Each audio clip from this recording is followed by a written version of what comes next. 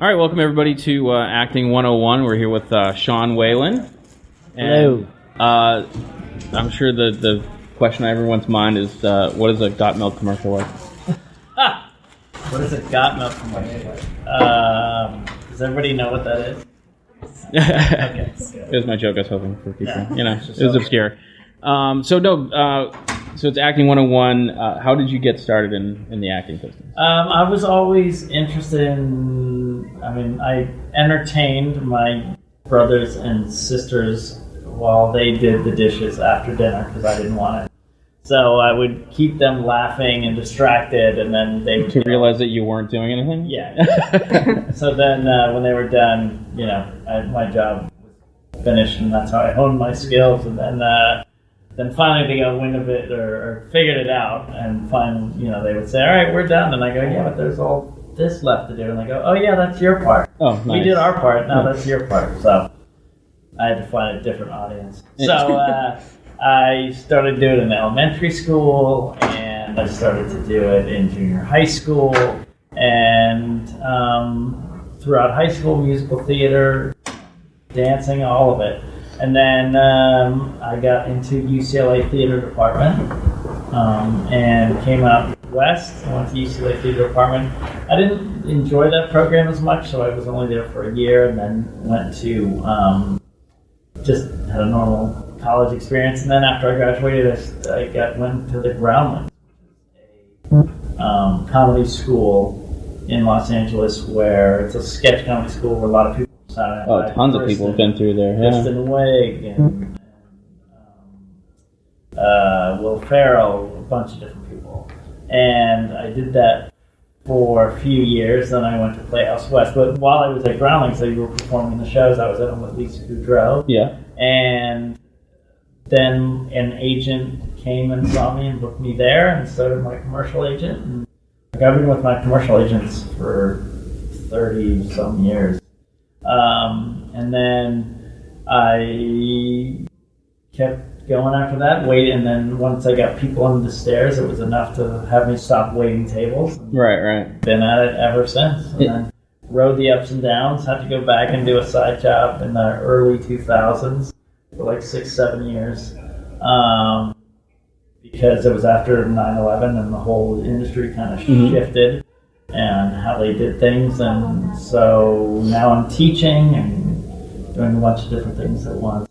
So, but that's how I kind of got into it. I just got into, really, it was the Groundlings that got me into it professionally, because as I was performing, agents and managers came to see me. Yeah. And not the other way around. And so I didn't have to go seek out. Was your family supportive through this process? Or Totally, the whole time. It was really great. They were really happy for me, so it was great. And so now you teach. Like, where do you teach? I teach at Playhouse West, the place that I actually went to after Groundlings. It was started by Jeff Goldblum. Oh, sure. And a man named Bob Carnegie. It's their neighborhood playhouse, which is a very famous acting school in New York from Sandy Hook. And now I do a comedy program there. I teach the comedy improv program there, me and 2 other guys. So what is the primary difference between improv and more scripted stuff? Well, improv is completely free. I mean, there's no script. Mm-hmm. You make up the story as you go. It's like 100% play. I always hear the term yes and. Yes and, yeah. So you'll say, oh, you're in a grocery store and your scene partner is standing there, and he's saying, oh, I'm packing stuff in a grocery store. I can't walk in and go, no, you're not. You're in a spaceship, You go, oh yeah, and those cucumbers are rotten. You can't put those out. And then you start building a scene and just building off each other. And it's unscripted, but you're creating the story right there and that in front of you on the fly. In a script, obviously, you have a script and a roadmap to what you're going to talk about. And I've heard of a lot of actors coming up with their marquee characters from Groundlings and whatnot. Yeah. Is there a character or something that you carried over from? I didn't. I did a short of one of them called Dorothy 50 Years Later, and it was Dorothy from The Wizard of Oz 50 years later, and bitter and drunk and angry that no one believes her, and that she's stuck in that crappy farm, and but I never did that professionally. But there's a couple characters for sure that I did in Groundlings that I've used in auditions. For a certain part, I did a nerdy professor kind of person, and I did that in several auditions and booked roles from there. But I didn't go to Saturday Night Live, so like Will Ferrell had the cheerleaders and stuff like that, and he took them straight from the Groundlings and things like that. But Elvira she was at the Groundlings. Right, and Pee Wee Herman was a character there. He was a character at the Groundlings as well. Yeah, exactly. Yeah. So you've been in tons of different movies. What is there a distinct acting difference between, say, a movie like Twister and then into a horror movie like People Under the Stairs? Twister wasn't about us at all. It was about the special effects and the adventure. And the flying cows. The flying cows and the adventure and the excitement of the thing. And you have to, it's humbling to go, okay, I'm in a huge movie, but I'm servicing the special effects. Right. You know what I mean? People Under the Stairs. Did you have to act to like a tennis ball on a stick, that kind of thing? Yeah. I mean, there was a lot of times. I remember Jan de Bont, who was Swedish, who did Speed. I remember we were going to lunch. And he goes, we have to get this shot. And they were like, no, we've got to send him to lunch. He goes, no, I'll do it real quick. He goes, look, you guys are sitting, and we were in our bus. And it's when Cary Elwes' crew dies. And they say, oh, right. Yeah, they go, look, you see big tornado, it's big and fucking scary. And then all of a sudden it picks up the truck, and you don't know what's going to happen. And then the truck falls, and it explodes, and they're all dead. And now you're a little freaked out. And you see the tornado get bigger, and now it moves away. Okay, lunch. They're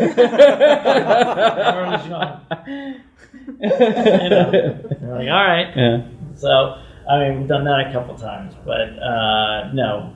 But then in People Under the Stairs, Peroch was like a fully realized character with a backstory and a beginning and a middle and an end.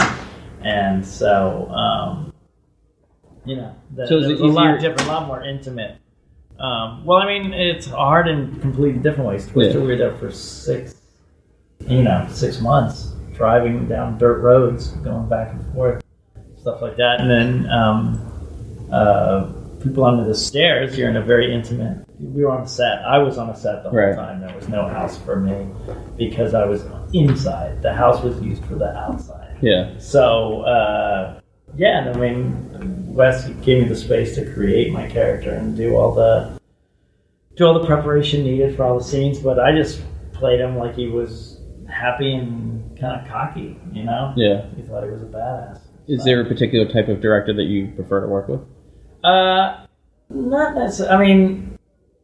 I think all of it's just know what they want and know to collaborate. Yeah. To not just say that's open to ideas. I think those are the funnest ones. The ones that aren't open to any ideas and are, there's only a couple of directors where they're really nervous and not very confident. And when they're not confident, it's like a waiter at a table. When you go to dinner and your waiter's super nervous, you're like, oh shit, I'm never gonna eat. But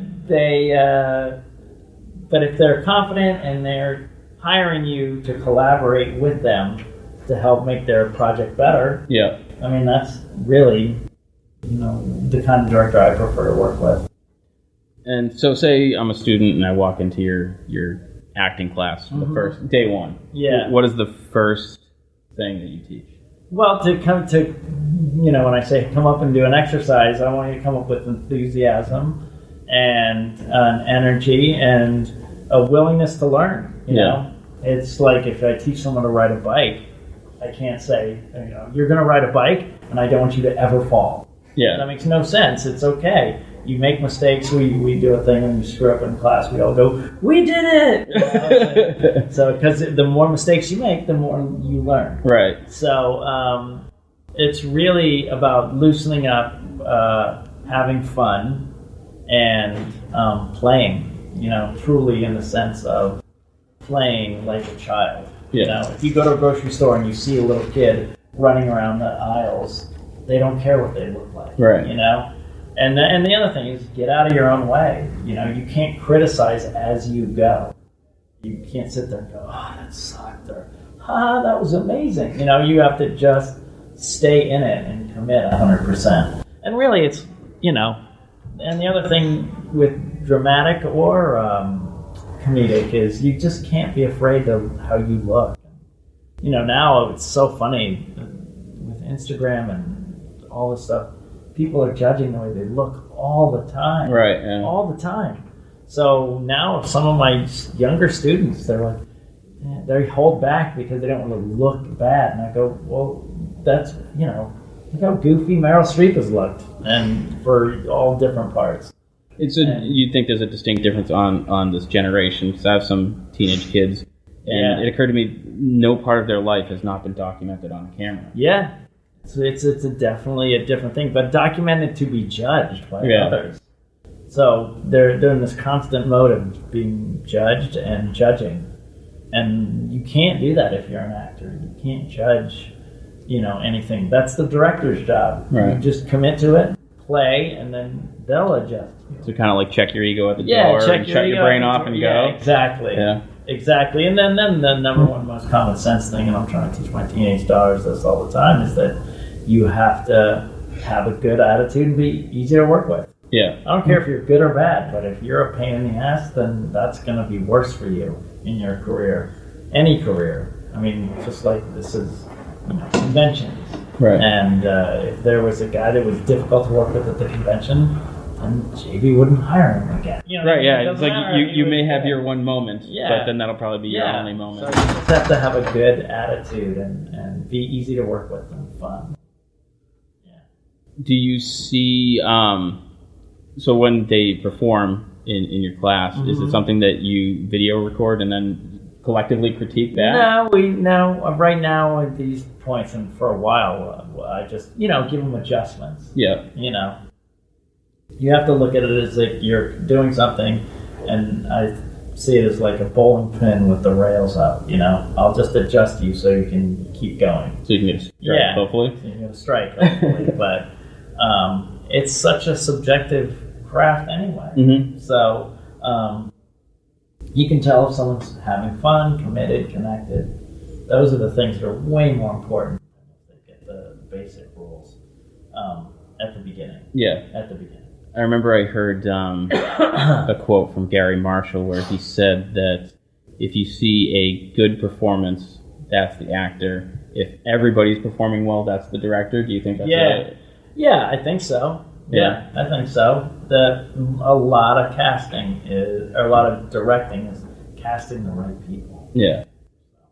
And once they get the right people, then if you've collected the right people to do your thing, it'll be easier. And do you feel like there's a tendency to typecast in Hollywood? Sure. Yeah. Is that a good thing, bad thing? I mean, it's. I understand why it is, because, you know, it would say, well, let's put some Captain Crunch in the bran flakes. Like, what? Yeah. How does that work? You know, so it's much more difficult to say, oh, he can. You know, I luckily I was the milk guy when I first came out. Yeah. And I remember I was just telling a student this, that there was commercials after I did the milk commercial that said Sean Whalen type. And oh, really? Yeah, it was on the breakdowns. So we need a Sean Whalen type.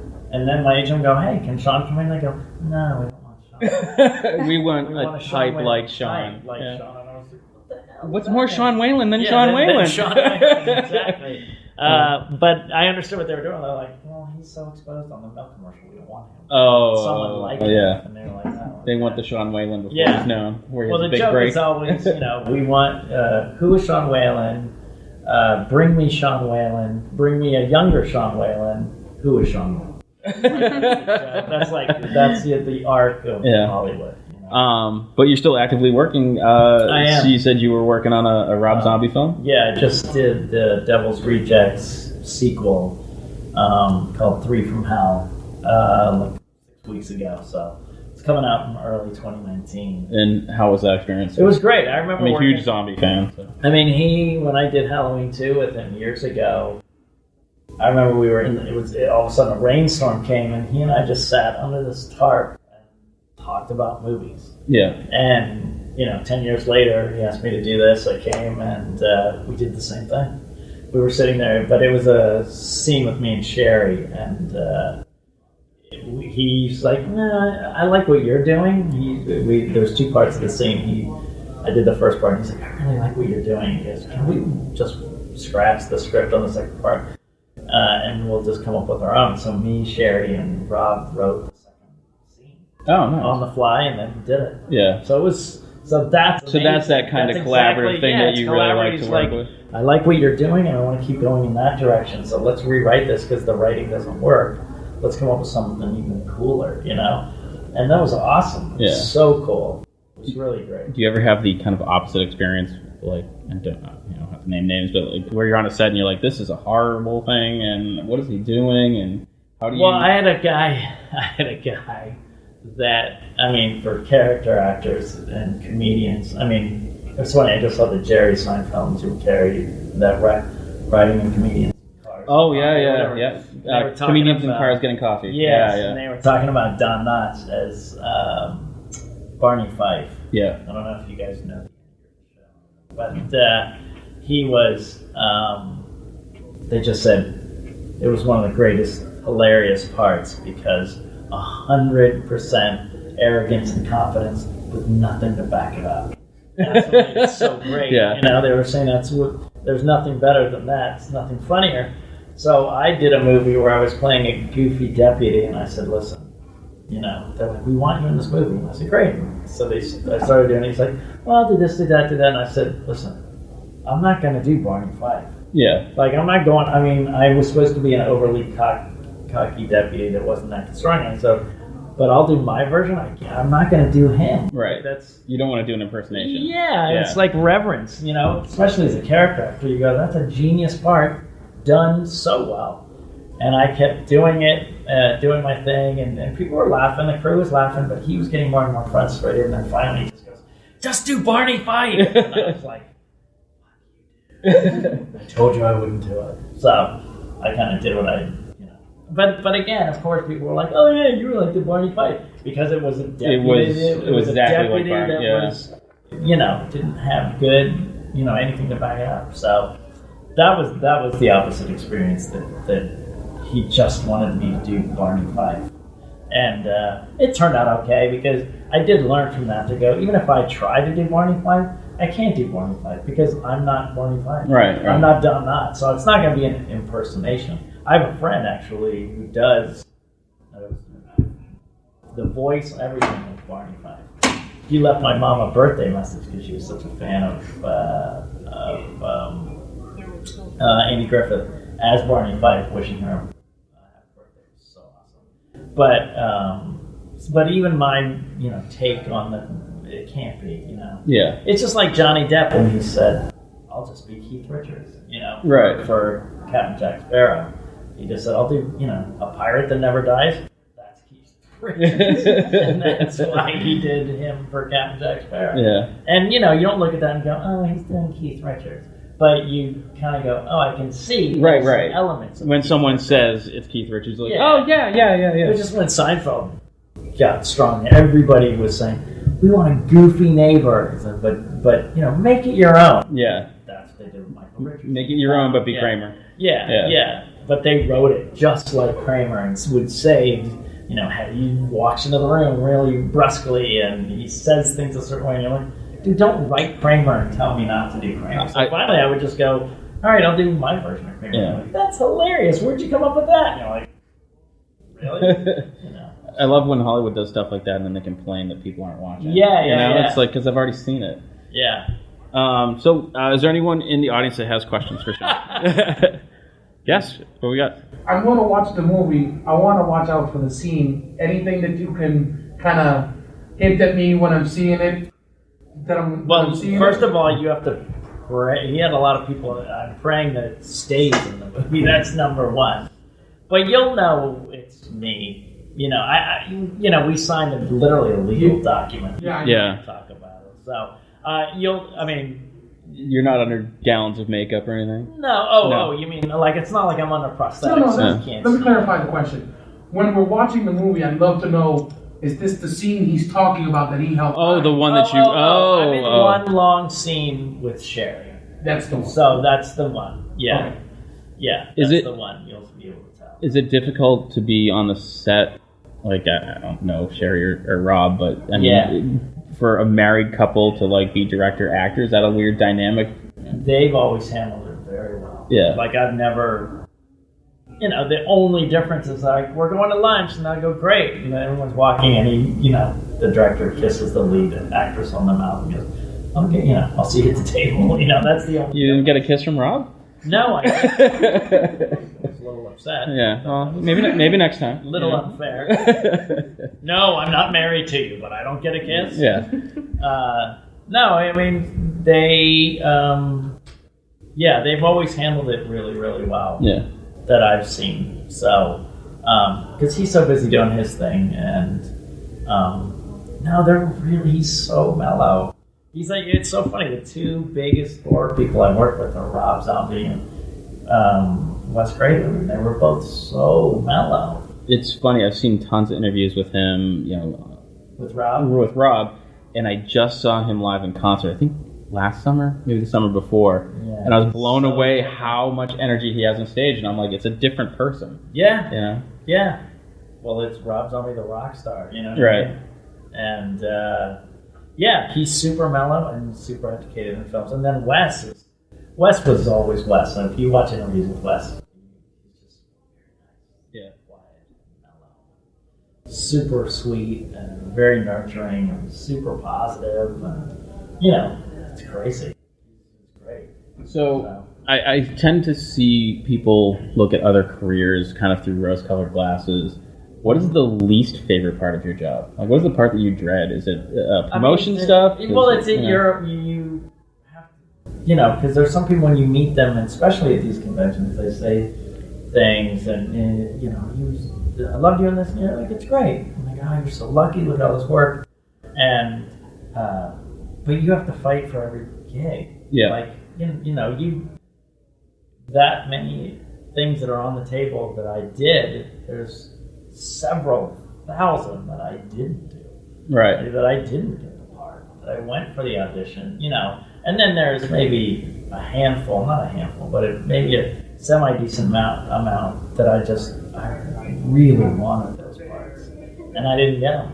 Yeah. So it's always about, I remember like Russell Crowe after Gladiator was like shaking and nervous on the flight home.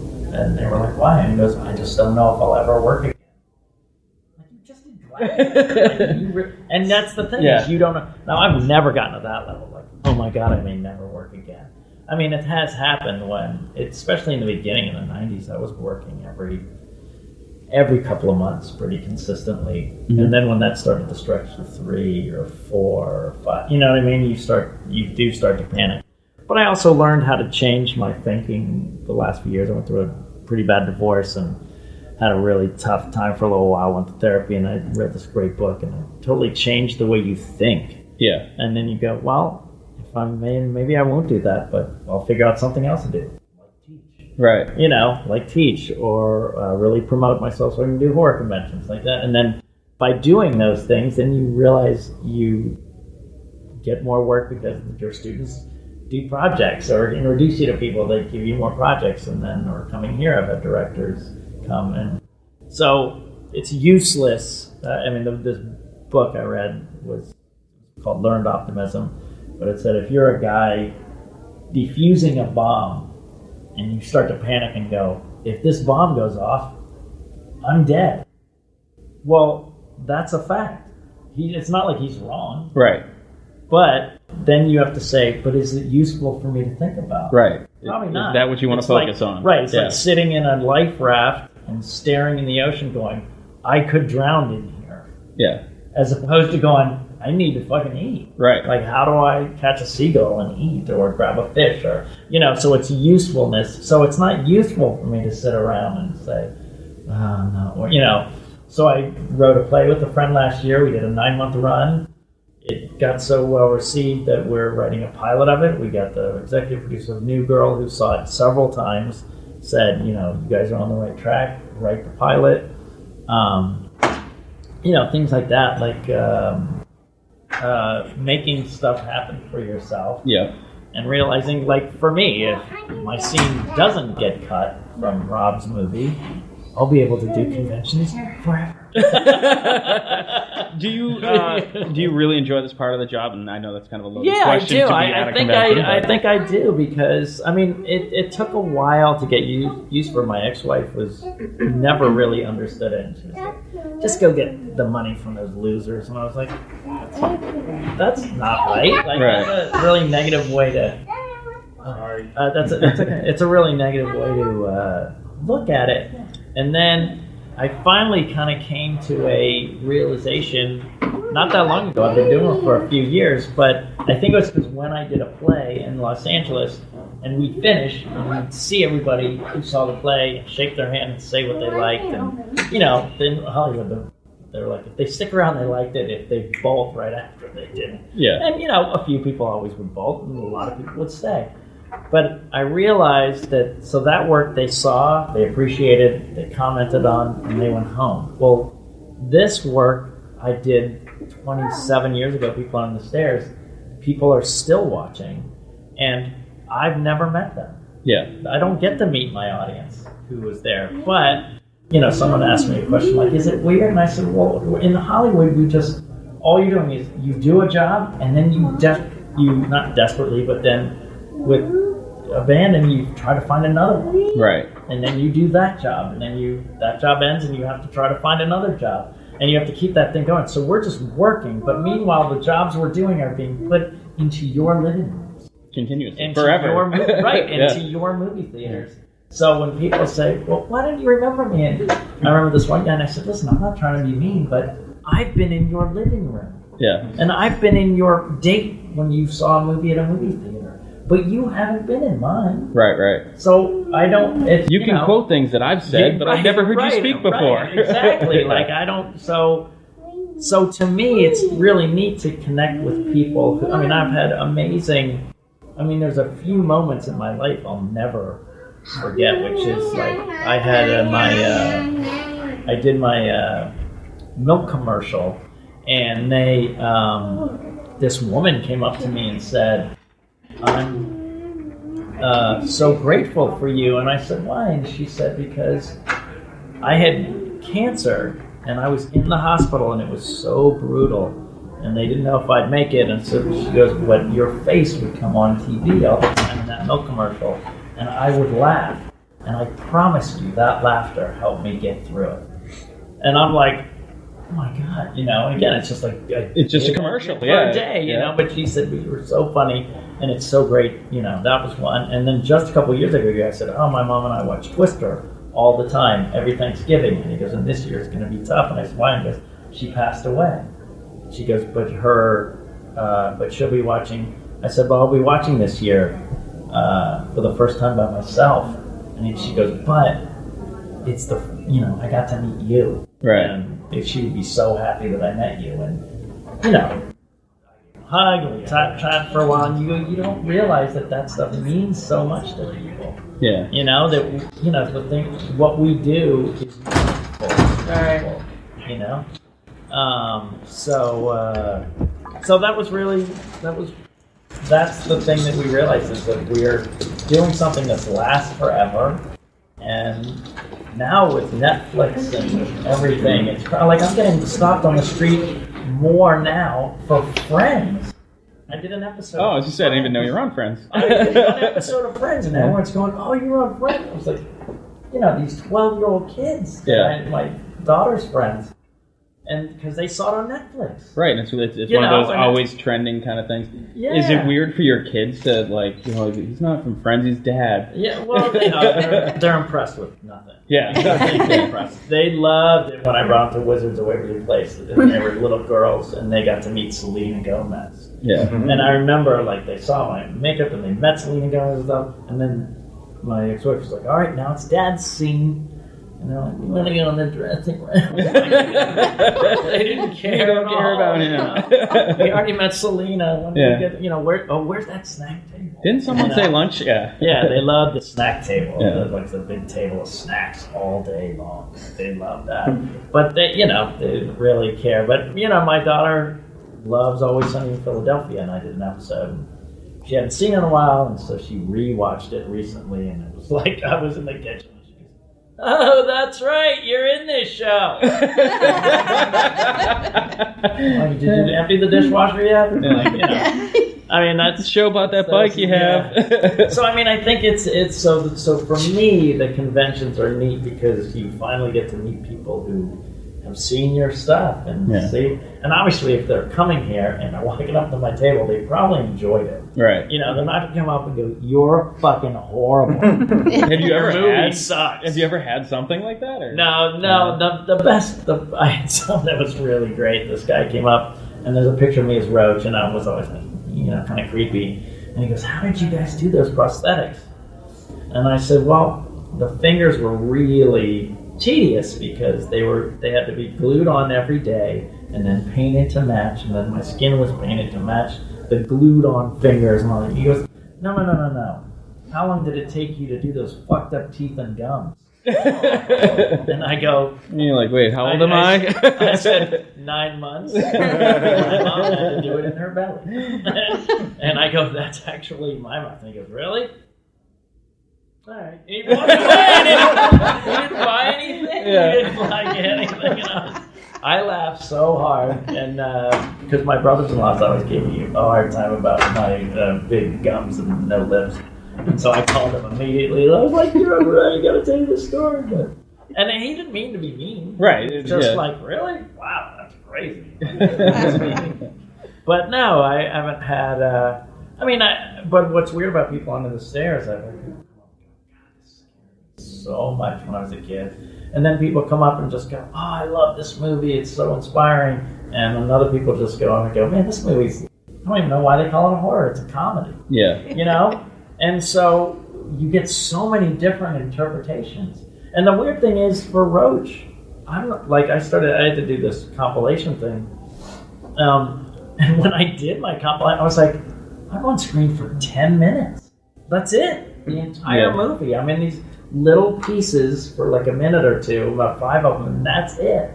And I go, why do people want to meet Roach? I'm not even in the movie that long. But it's because, and that took me a long time to process. One woman said, like, what hero would you like to be? Or what character would you like to be in your real life if you got to choose any? And I just thought, wow, that's a weird question. And I said, probably Roach. And she said, why? And I said, because he was a hero who didn't know he was a hero. Yeah. He was just trying to say, fuck you to those people who are mean to him and all his friends. And he was trying to save the little girl. And it's weird, like how frequently sometimes our favorite characters have very little screen time. I mean, Boba Fett is a perfect example. Yeah, exactly. He's barely in the movies. Barely ever in the movie. And he's everyone's favorite. Yeah, it's really weird. So, I mean, it is fun to come to conventions and see the perspective and hear the stories. I mean, to me, my kids were like me. I was terrified. I used to get in trouble because I'd sneak down and watch Twilight Zone. Yeah. And then I'd be in my room going, I'm scared. And my mom would come in and go, you know what? I remember my older sister was like, I hated you. And I said, why? She goes, because I wasn't allowed to watch Twilight Zone. Because you would come out and get scared all the time. And then mom would go, no more Twilight Zone. And I'm like, screw him, man. He's still got dishes to do. Yeah, exactly. So when people walk up and goes, oh, I saw people on the stairs when I was 7. Yeah. I'm like, what? That blows me away about horror conventions. There's so many people who watch really scary things so little. Yeah. And now, like, the parents will go, yeah, I'm turning him on to it. He's like 7, and he goes, I love Halloween. And you're like, Freddy Krueger's my favorite. And I'm like, Freddy Krueger still creeps me out. Yeah. I mean, it's amazing, but there's this separation that they don't get scared by it. Yeah. Or even this one kid today said he did. He goes, yeah, I saw it really little. And I said, did you get scared at night? And he goes, yeah. And I was like, so you kept watching? He goes, yeah. So it was really strange. I thought it was really strange that I don't think I could do that. Why do you think it is that people enjoy being scared? I mean, they've talked about it's just another adrenaline rush to shake up their, some people have rote jobs, rote jobs or rote life or, tasks that are menial or just repetitive in a boring way. And I think it shakes it up a bit. You know what I mean? And I think in a weird way, it probably gives perspective to go, whew. Thank God that's not going to happen. Yeah, but I mean, that's why the ones that scare me are the weird supernatural ghosty ones that well, I can lock my door against Mike Myers, but you can creep in my brain and screw me up forever. Like The Matrix, when I first saw The Matrix, that fucked me up a little bit. I was like, ooh, am I really like the ones that are really esoteric? Am I alive? Am I truly alive? Or the thing that scared me the most as a kid, I don't know why my parents let me watch it. It was a TV special. I wish I could remember the name of it, but it was about nuclear war. And this is like the day after. Maybe, yeah. It's like 82, 83 or something like that. And, it messed me up for a long time. Yeah, because it was that very realistic horror. Yeah. So for is there new people came in? Does anyone else have a question? Sure. Do you let your kids watch the scary stuff that you were in? They're not interested. No, they're not in. Well, they saw my one. Actually, they recently they were like, okay, we've never seen people on the stairs. So my youngest daughter, who's now 14, and her friend had just seen that. Did you ever guys see the Netflix movie Hush? Oh yeah. It was basically Wait Till Dark, but with deaf instead of blind. And it was good, well done, simple, scary, and they were a little scared there. And then my oldest daughter went to bed, and her friend, my 14-year-old, and her friend watched people on the stairs. And they were like,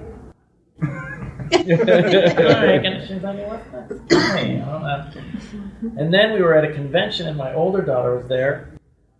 And, she's a young woman. She was 16 at the time. She's watching the movie. And this is the stuff I forget about it. But the dad almost molesting the little girl, And I forgot that he does that, And the mom's like, stop, basically she's like, stop screwing all the girls that we take, And I guess I didn't really. Yeah. And as soon as he started creeping on the young teenage girl, like the 12-year-old girl, she was like, fucking, I'm out. Yeah. And it wasn't like the blood or anything like that. She goes, that's not even entertaining. Like, I don't even see how anyone... And it was so weird. It was this element that I didn't even connect with. But for me, the parents, or whatever, mommy and daddy, whatever you call it, were so cartoony and weird that it was... It separated. Right, yeah. But I can see that as a young girl her age, just becoming a woman and going, oh my God, this is child. Or, this is a guy, this is child molestation, and I don't want to see this, So it's funny, like you go, wow, I didn't know this. And I said, yeah, but the whole point is we need to see the bad guy. I said, you need to see the bad guy be bad. Right. So then when they get beaten, you cheer. I was like, yeah. I mean, Darth Vader strangles a guy and kills him within the first 5 minutes of Star Wars to make you go, I hate you. Mm-hmm. You know what I mean? And so the guy who messes with the little girl, you go, I hate him. And she survives and he doesn't, Right. So that's what you want to see, you know what I mean? Do your kids have ambitions to go into acting? No. My youngest would be great. She's come to my improv class a couple times. She's helped me film some things a couple times. She's got such a good knack for it. But, I go, why? Isn't it funny? Instead of like, we've seen your life. You have to work so hard and try different things and struggle, and you don't know. My ex-wife and I have to meet, for child support and spouse. We have to meet every year because it's so different every year. It can be good, not as great, okay, because it fluctuates all the time. And they're like, ugh, I don't want that. They want the stability. So, any other questions? You might be reluctant. What's the best experience you've had on a movie set and the worst experience you've had? Well, the worst experience I had was a show called The Amazing Life Sea Monkeys, which is based on the little packets that you used to get with Howie Mandel. It was a Saturday morning show, and it was prosthetics. We'd go in there at 5 in the morning and get full prosthetic makeup on, and then it was so hot in this cheap studio that they were shooting it in that, we had to wear a cool suit, which was the best, with cool water pumped in it. and it was all goofy Three Stooges type dancing around. So it was so brutal. I lost so much weight, and I was thin anyway, and like I would just get anxiety attacks as soon as I'd get up at 5 in the morning and feel the cold glue, like the first piece that's going to cover your face the entire day for 15 hours. And I remember going, I was like, this is the Vietnam of a kid show that no one sees, because it was, and they put it on at 11 a.m. Yeah. Which would always be preempted by footballers or Right. for anything, so no one ever saw it. And no, because I kind of thought like, all right, this is tough, but this could catch on and be really like a big hit. But it was put at a time that was always preempted by stuff. No one saw it. We got, a couple guys, they were like, I'm okay, and they were sweating. Luckily, I didn't sweat that much, but this one guy was like, hey, and it just like fell over on the ground. And Yeah. One time, the producer had to sit in for one of the actors, and after that, he was like, we have to help these guys. Yeah. And the owners didn't care, and they were going to Vegas, and I almost quit acting. I'd only been in it for like 3 or 4 years. I almost left 100%. And then, but I didn't, and the reason was I said, I'm not going to make it about acting, but why do I want this job? And the job is, I finally went, because I like meeting new people, and I don't want to do the same thing. Okay, that'll keep me going, and it's kept me going for this whole time. And then, almost thank God it didn't catch on. One of the best, exactly. Yeah. One of the best was Never Been Kissed with Drew Barrymore. It was one line. It was supposed to be one line. But I was friends with them at the time, her and her producing partner, Nancy Gervonen, who's now married to Jimmy Fallon. And she called up and said, listen, it's one line, but if it wasn't this one line, it was about a guy handing her a message and a booger on it. She goes, but if it wasn't that one line, what do you think is funny? And I said, I think it'd be funny if he wore an Armani suit. And he thought he was the biggest badass, like Wall Street, kick-ass business person, but he's the secretary to a copycat, And then my stuff at the desk was the first shot of the entire film. Yeah. And I started making stuff up on the fly. I'd written some stuff down and started making it up as soon as she walked up, and I was like, I'm gonna be fired. And she walked up and she goes, that's hilarious, keep it up. It was Drew's first producing thing. She goes, keep it up, I want you to keep doing it. And then the director came up and said, well, we have to shoot the stuff with the booger. And Drew said, well, I don't know, Sean, do you want to do the scene with the booger? And I go, well, I'll do whatever you want. She goes, that's not what I'm asking. Do you want to do it? And the director said, oh, we have to do it. She goes, I want you to be quiet. Sean, do you want to do it?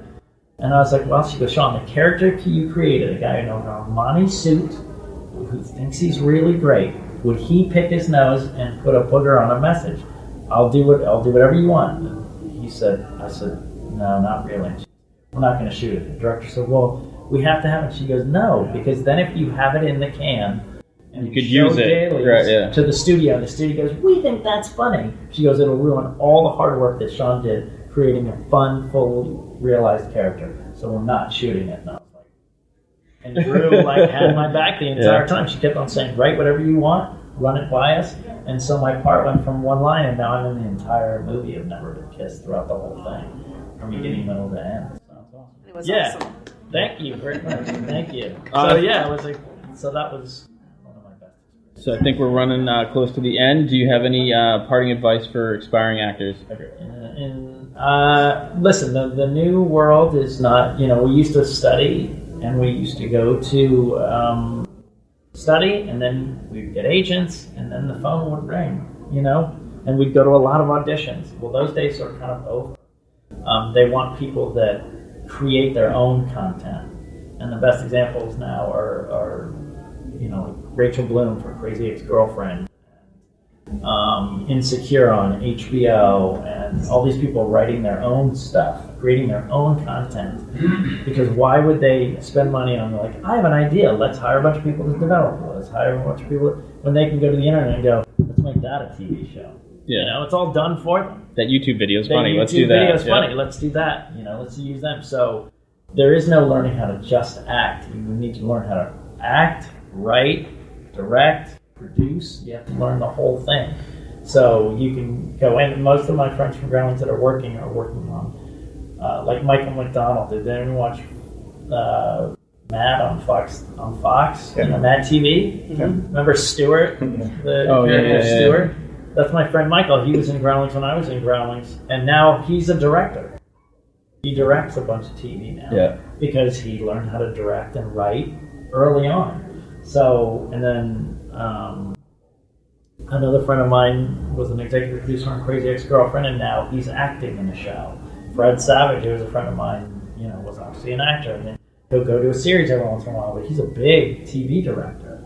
Like, Brad Pitt got an Oscar for producing 12 Years a Slave. Not for acting. So that's what I mean. So it's being a part of the whole business. Yeah, you have to say. Yeah, I mean, you shouldn't say, "Oh, I'm an actor." You say, "I'm in the entertainment business." And learn. So that's what I teach my students: is to write, direct, produce, like do your own stuff, so you can. You know, my friend who was a journalist said, I used to go out 20 years ago with 4 people: a sound guy, a light guy, a producer. You know, all these people. She goes, "Now I go with one." One kid sits there with his headphones on, does everything. Yeah. Does the lighting, does the miking, does the editing, does it all themselves. Everybody knows many things now. They don't want just one thing. It's not worth their time. So, any other questions though? No? Yes. Is there anything from your movies or TV shows that you kept as like souvenirs, like neat props? Yeah. I have some that I have weird stuff. I mean, I have like my compass from Twister. I have the baseball hat I wore. I still have that. The baseball hat from that. I have a set of my fingers from people under the stairs. And it's weird. It's like this mold of my fingers. You know, it's on this thing, and they used to have they bring them in every day, like a thing, the fresh fingers, because they need a fresh pair every day. Right. They rip them off. So I have a set of my 5 fingers. I had my tongue forever, and I don't know where. Like, I looked for it recently, and I couldn't find it. And scripts, scripts with the notes from the directors and things like that. I kept a lot of my big scripts. But yeah, things like that. I kept little things. You'd go and you go, oh no, hey, that's the shirt I wore. Or that's the thing I wore. But from those 2 movies, yeah, and Drew gave us she gave us a baseball from Never Been Kissed, and so I kept that. And so I have a few things, but not a ton. You can get so much stuff. I get some crazy clothes from some movies and things like that. Yeah, that's it. Do you have fans bring you in stuff when you do conventions, drawings? Yeah. I have some. One guy did a drawing, a painting of Roach that I have. One guy did a really cool. He took VHSs and he did his paintings on a VHS. So on like the tape? On an actual tape. Oh, cool. Yeah, with people on the stairs. One guy did make buttons of things. So I have a few of those too. Nice. Yeah, very cool. Any last questions? Yeah. So Do you have a dream project? Like if you had no limitations, you would make. I mean, I think I'm working on a play right now with one of my best friends and a group of great people. It would be fun. I'd like to be in a series that I created. That would be my dream job, and that's what I'm working on right now. It's a comedy I did in LA for 9 months. We had a 9-month run, and we're doing the writing this pilot. And if I could actually be a part of that and be a part of the making of it, the writing of it, and then act in it, like that would be my dream. And it looks like or a movie, of the same thing that I wrote and created and starred in. All right, Sean, thank you so much for taking the time to talk to us. Thank you so much, everybody. Thank you. And thanks for checking out the show today, listeners. If you enjoyed the content today, you can go over to patreon.com/Inebri-art to support the show. You can join over there for just a few dollars a month and help us provide this fun content that you just checked out. You can also email us at Inebri-art.com with your questions, complaints, and concerns, or you can find us on all social medias at Inebri-art or at Inebri-art6 on Instagram. And also, don't forget to check out our other shows, Bar Talk Podcast, Old Colony Cast, Inebri-art, and all the other shows on the Inebri-art Network, which you can find at Inebri-art.com. Thanks again for listening.